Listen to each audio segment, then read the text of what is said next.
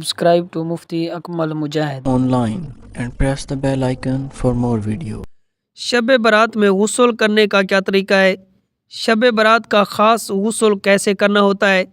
बेड़ी के पत्तों से गुस्ल करने का फ़ायदा भी बता दीजिए।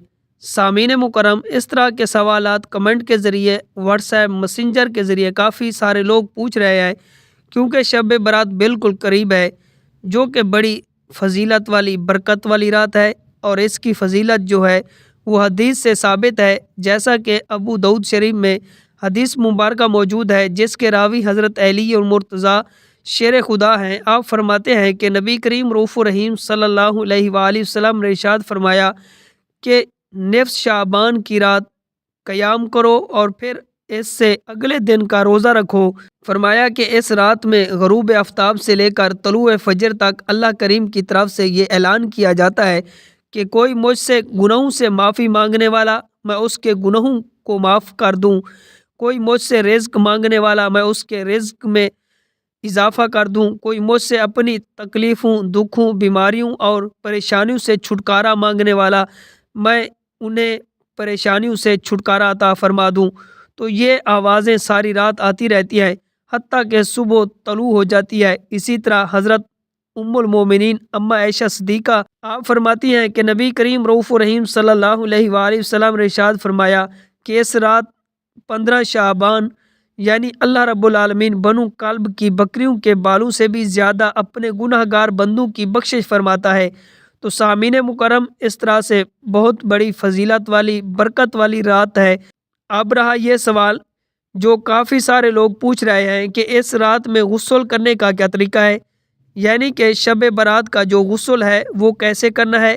तो देखिए, पहली बात तो ये है कि शब बारात का गुस्ल करना ये कोई फ़र्ज़, वाजिब या सुन्नत नहीं है, बल्कि ये मुस्तहब है। अगर कोई करना चाहे तो कर सकता है, ना करना चाहे तो उसमें कोई हर्ज नहीं है।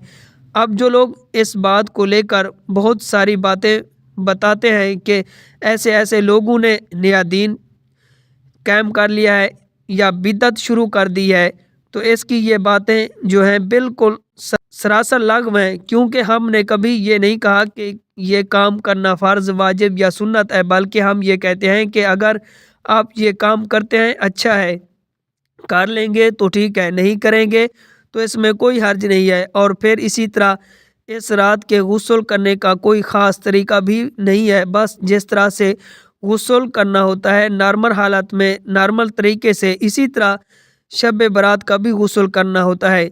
रहा ये मसला कि अगर कोई बेड़ी के पत्तों से गुस्ल करना चाहे, तो इसके बारे में उलमा इकराम ने लिखा है कि अगर कोई बेड़ी के 7 पत्ते लेकर पानी में डाले और फिर उस पानी को नीम गर्म करे, उसके बाद जब वो पानी नीम गर्म हो जाए तो वो शख्स उस पानी से गुस्ल कर ले, तो ऐसा शख्स पूरा साल जादू जिन्नात वगैरह से महफूज रहेगा। तो ये एक तजर्बा है बुज़ुर्गों का, उन्होंने ऐसा किया तो उसको फ़ायदा हासिल हुआ। फिर उन्होंने अपना ये तजर्बा जो है आवाम के साथ शेयर किया। यानी इससे मुराद ये है कि बेड़ी के पत्ते वाले पानी से गुस्ल करने से जादू से इंसान की हिफाजत होती है, और ये भी कोई ज़रूरी और लाजमी नहीं है कि शब बारात में ही इस तरीके से गुस्ल किया जाए, कभी भी आप कर सकते हैं। लिहाजा खुलासा गुफ्तगू ये ठहरा कि इस रात में गुस्ल करने का कोई ख़ास तरीका नहीं है, बल्कि जिस तरह से गुस्ल किया जाता है इसी तरह से ही गुस्ल करना होता है। आखिर में ये समझ लीजिए कि गुस्ल के 3 फ़राइज़ हैं: कुल्ली करना, नाक की नरम हड्डी तक पानी चढ़ाना और फिर पूरे जिस्म पर पानी बहाना।